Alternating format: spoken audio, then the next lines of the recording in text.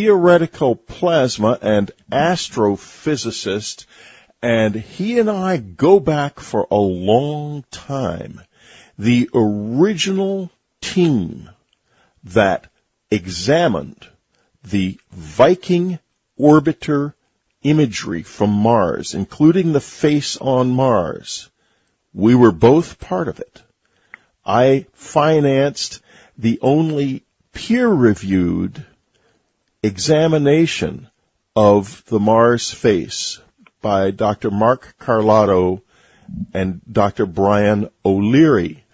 John was part of the original Internet Relay Chat group examining this that had been started by Dick Hoagland. Now, John's taken this a little farther, haven't you, John? Yeah, well, I turned it into a scientific inquiry. The problem with analyzing images is that gets fairly subjective fairly quickly, especially if you don't have that much data. We had excellent data in Cydonia, and I think Dick Hoagland deserves a lot of credit for making that face almost as recognizable as George Washington on the dollar bill. But we had to, part of it happened was that Carl Sagan got in touch with me. And I ended up, my conversations with Carl we were two scientists, we ended up arguing about stuff like, how long did Mars have liquid water? Was there time for, life to originate and evolve on Mars? What could we look for on Mars that would tell us one way or another if that was possible?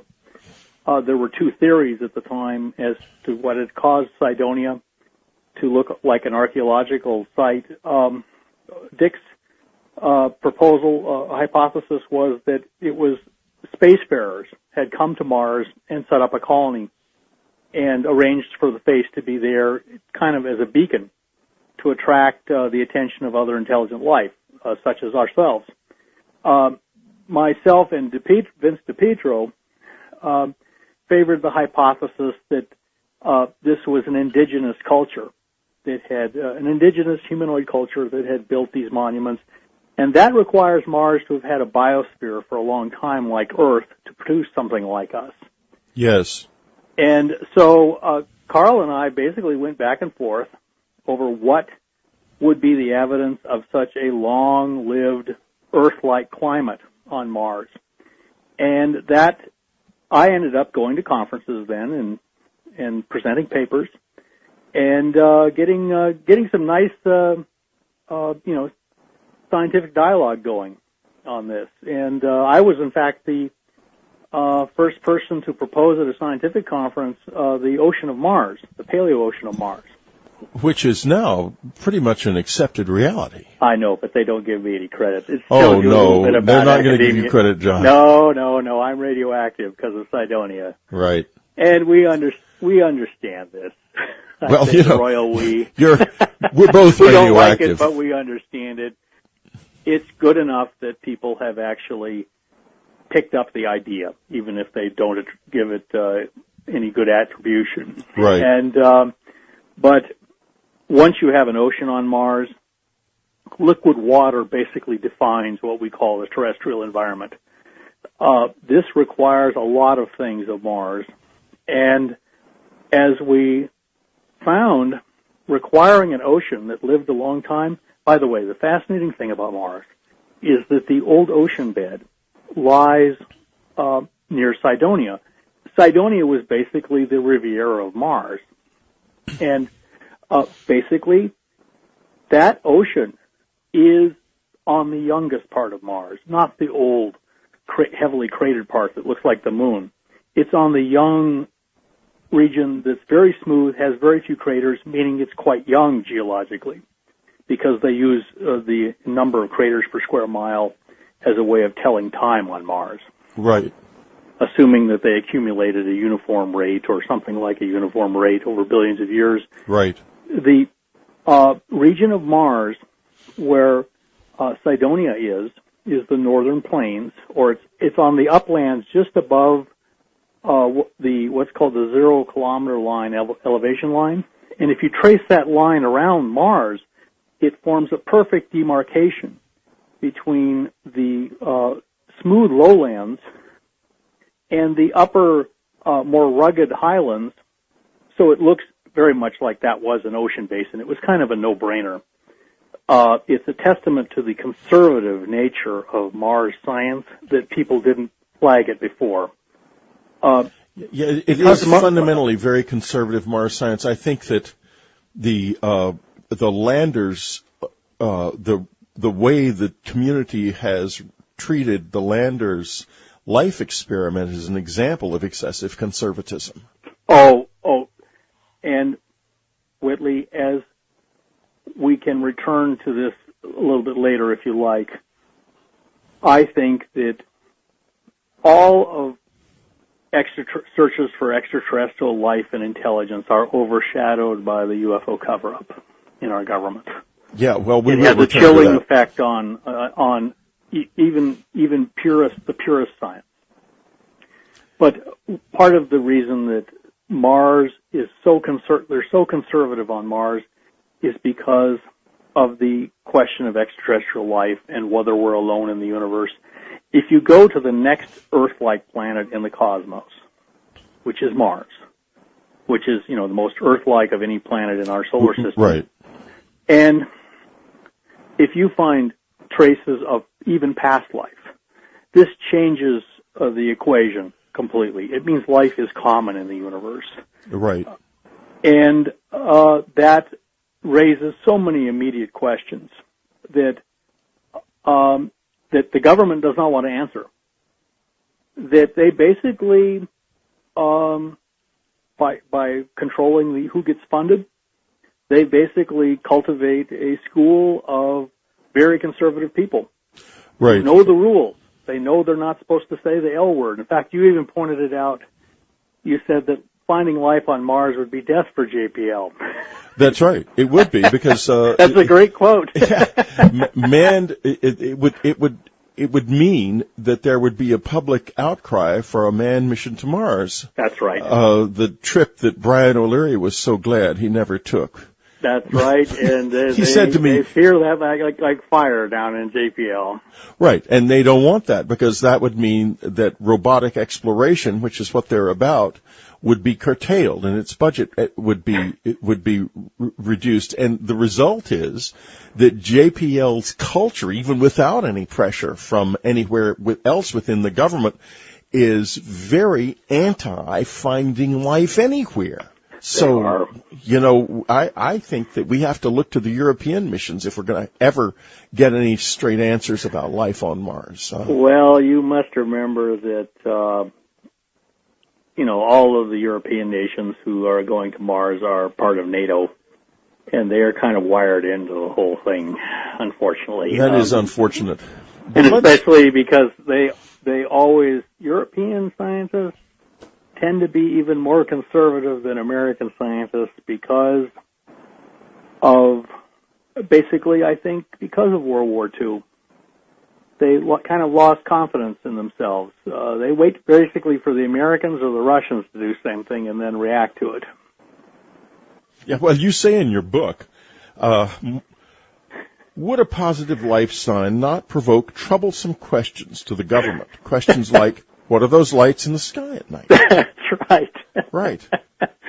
And, I also compared it to a long Victorian romance, full of passionate letters and. Right. Well, John. sighing looks but unfortunately never any consummation. When we come back with John Brandenburg, we're going to go into the past, probably the real past. And we're going to see some very surprising things about Mars. We'll be right back. You're listening to Dreamland. Serious wonder spoken here. I'm having close encounters again. It started a few weeks ago, and it is getting to be very intense and deep, unlike anything that's happened to me in 30 years. Only this time it seems it's going to be happening with you in attendance, and I'm not nearly as confused about it as I was before. So keep listening to Dreamland. Next week I will be on with Timothy Hogan discussing a group of encounters that have happened over the past few weeks, and you can get ready for that by looking at my journal entry, Change of Being, which is the start of it. And then in the subscriber section, I'm going to be talking about something that took place last night. And I'm also going to be posting a new meditation, which is maybe the deepest one I've ever come to. So stay with us and stay with Dreamland. Things are changing here. It's not the same as it was. I am not the same. And if you're not a subscriber, the time is now to change from being a passive participant in this radio program and website and what it seeks to accomplish and become an active searcher. Do that by joining us. This is about awakening. You can't do it by just listening and sitting back passively waiting for things to change. Nothing's gonna change. You have to become active.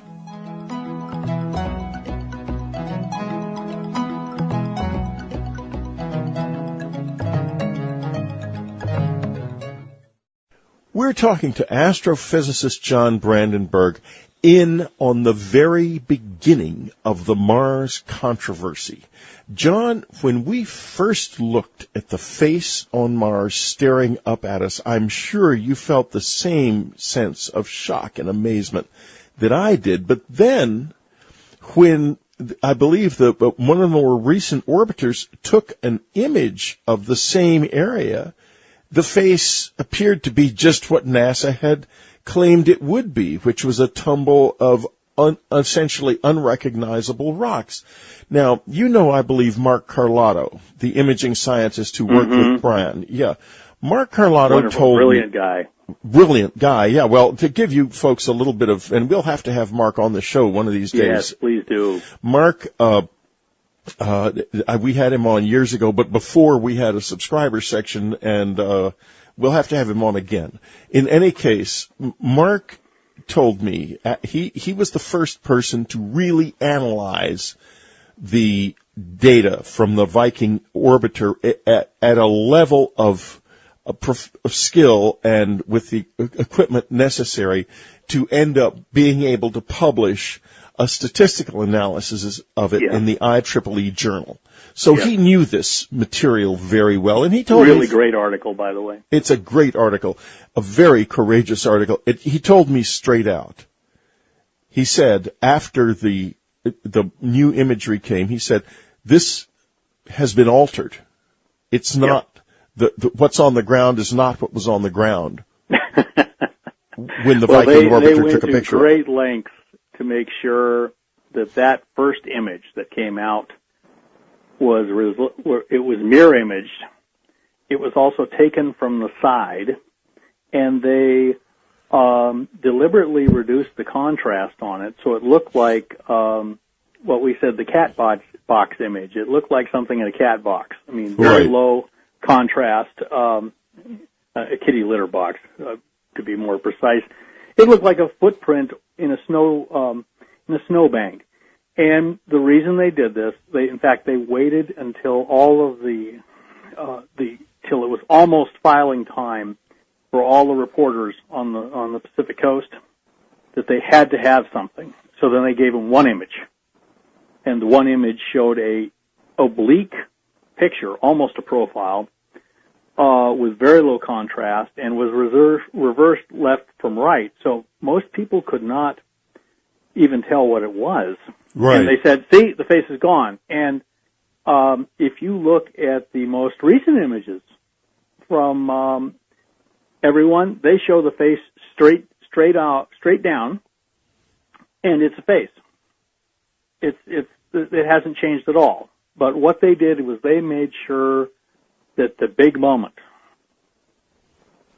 when they raised the curtain and the drum roll, that they showed an image that would confirm what everyone wanted to believe. Right, especially the media, because the media has made a fundamental 60-year-long commitment that anything about life elsewhere is nonsense. This is the culture of the media. It's not necessarily what an individual reporter believes, but give you an example, I mean, the New York Times hasn't reported on any UFO material honestly since 1977 was their last truthful, or 76, their last truthful reports about any kind of UFO activity at all.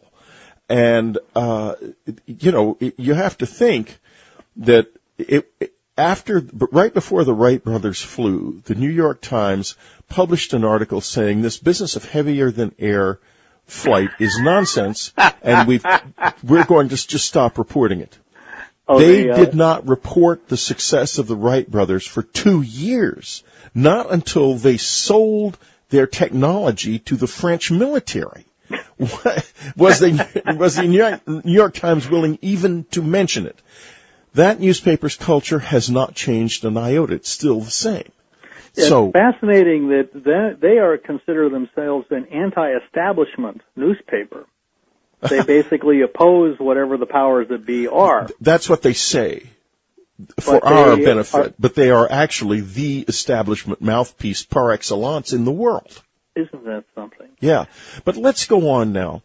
Let's go back, if you will, John, to the Mars that you know and understand from so long ago.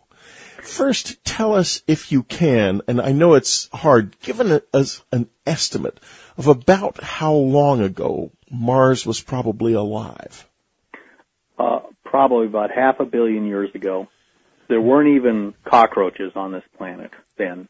All we had was bacterial colonies. Right. And what's fascinating is just at the time when Mars apparently died, apparently due to a large asteroid impact about 500 miles to the northeast of Cydonia, called a Leo crater. It's spelled Lyot. It's a French pronunciation, Leo, from a French astronomer. And this was a crater as big as Chicxulub that destroyed the dinosaurs, but it happened on Mars. It's a much smaller planet. It's a much smaller planet, and it's farther from the sun. And Mars needed an elaborate greenhouse to sustain the pressures and temperatures necessary to have a liquid ocean to sustain life. So Mars was a greenhouse in the Arctic, basically, and then a vandal came and threw a big rock through it, and it froze. Mars fell and could not get back up again. Unlike Earth, which was a larger planet, closer to the sun, it had a Chicxulub impact, also had a Permian extinction, which was probably an asteroid impact, and 90% of everything that was alive died on Earth. However, the biosphere on Earth, even though it had a serious wound, was able to recover over time. It did change the whole path of evolution. Instead of having green scales and slit eyes, we have round eyes and hair on our heads. This is probably what happened. But on Mars, the event was so devastating that the ocean froze, the CO2 greenhouse collapsed, and the first person to figure out that this was possible was Carl Sagan. Right. That was the fascinating. Every time we think we found that we were exploring strange new parts of the forest, we'd find a mark on a tree saying Carl Sagan was here. So yes. He was far more brilliant a planetary scientist than people give him credit for. Oh yeah, he was a real pioneer. He was. I met Carl Sagan once, and I knew Faith Hubley, the lady who had virtually raised him, very well. We were close friends. I don't know if you ever met Faith. No, I unfortunately never did. But I had a brief conversation with Carl about this outside of the context of any kind of a social situation, let's say. Sure. And I said to him, frankly, I said, I think that I had already published Communion at that point. Yeah. And he was having difficulty even being polite about it. And I said, look, it isn't necessarily about aliens he was talking about how impossible it would be to travel across space because of the barriers to how slow light speed actually is. That's right. Yeah, it's the law. You can't travel faster than light. And he was saying that it would take so long and require such an enormous amount of energy. How could it ever possibly be done? And I said something to the effect, of course, Carl, within 100 years ago, radio was absolute magic. The idea of it was complete nonsense. But I said, there's another issue. That is, what if they didn't come from another world at all? What if their reference to our world is entirely different and unexpected? And he stared at me. He almost went white. And I said, you do know. And that's where the conversation abruptly ended. He knew something about the truth of it. I don't know what it was, but he knew the truth of it. I have heard that he, in his early years as a scientist, he predicted the greenhouse effect on Venus, that Venus would be hot enough to bake cookies on. He certainly did, but it turned out to be a little hotter even than that. That's right. It was a little bit hotter. It would burn the cookies. But what he did, so he was kind of, and you know how well-spoken he was. Very. I was fortunate to meet him a few times and talk with him, and we actually had several cordial conversations, and he was extremely cordial to Vince DiPietro and talked with him for a while, to apparently the great anger of other members of the Planetary Society. They were not very pleasant. No, they were. Vince DiPietro at all, no. No, but anyway, Vince and him actually had this very animated conversation off in a corner at the Smithsonian Institute one night when they were having some gala event, and it was a Mars conference or something, and I introduced them, and then they kind of shuffled off to a corner and were talking, and they seemed to be really enjoying themselves, and I decided, this is their moment.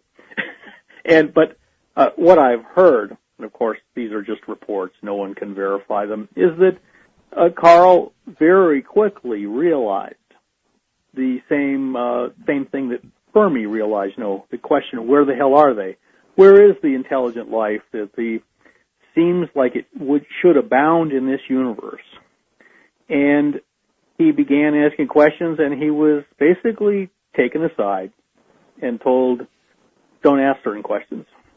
And play along with us." And of course, he went on to be one of the most prominent spokesmen to popularize interest in the cosmos.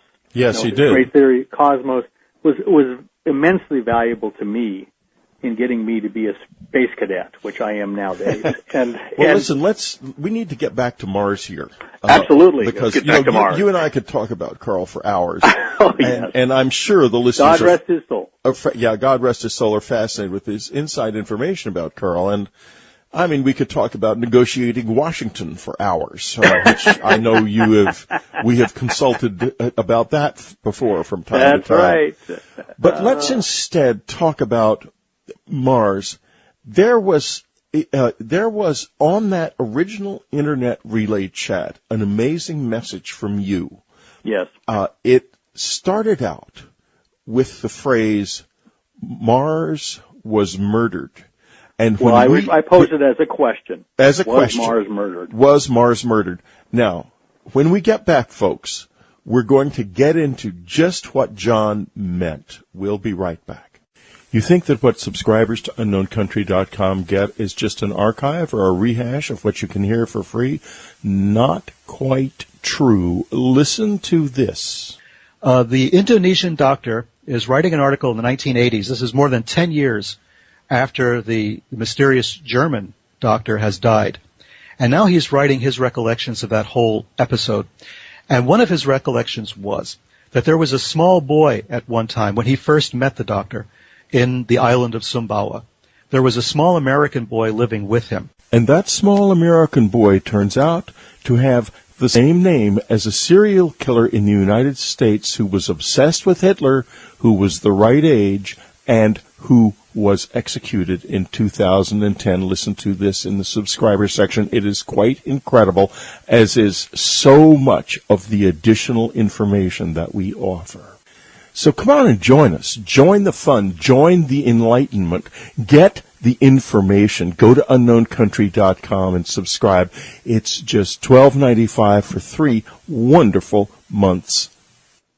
Ann Strieber was overweight, 100 pounds overweight. She tried diet after diet, but nothing worked. Then she discovered an extraordinary secret and took that 100 pounds off and kept it off. In her new ebook, What I Learned from the Fat Years, she tells you exactly how to really take off weight and how to keep it off. All kinds of great hints, plus a deep understanding of how diets actually work and why they work. What I Learned from the Fat Years. Diet Wisdom from Ann Strieber. Get it from the unknowncountry.com store. Go to unknowncountry.com and download your copy today. Plus, there's a nice price break on Fat Years from $4.99 to $2.99, so get it now. The key, the mystery, the wonder. Now in a powerful new edition from Tarcher Penguin, Whitley Strieber updates the thrilling story with new revelations. Even the master of the key's most incredible predictions are coming true. We've discovered that there are many universes besides our own. He predicted this in 1998. He described how intelligent machines could be built. We're doing it now. If you love the key, you need this new edition. And if you've never read it before, don't miss this beautiful book filled with true wisdom and true revelations. The key is unique in this world. Graham Hancock says, consider its messages and you'll find it has worked a kind of magic on you. The Key. A selection of the Quality Paperback Book Club, the Book of the Month Club, and the One Spirit Book Club. Available in bookstores everywhere and online in all e-book format. Get your copy with an autographed Whitley Strieber Collection bookplate from the unknowncountry.com store. We're talking to astrophysicist John Brandenburg, one of the original examiners of the Cydonia face and the Cydonia material on Mars. He has evolved some extraordinary and powerful ideas about what was really going on there. We've already heard that NASA has made an effort to obscure the fact that the face is still there. Yes. Now, John, back when we were originally involved in the original Internet Relay Chat, and this was back in 1985, folks, John posed the question, was Mars murdered? I have never forgotten that post.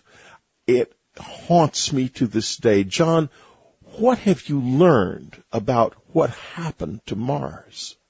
Well, what had happened when I raised that question was I was studying, we were of course studying the face and the other objects such as the D&M pyramid in Cydonia and the other objects that look artificial, looks like eroded archaeology.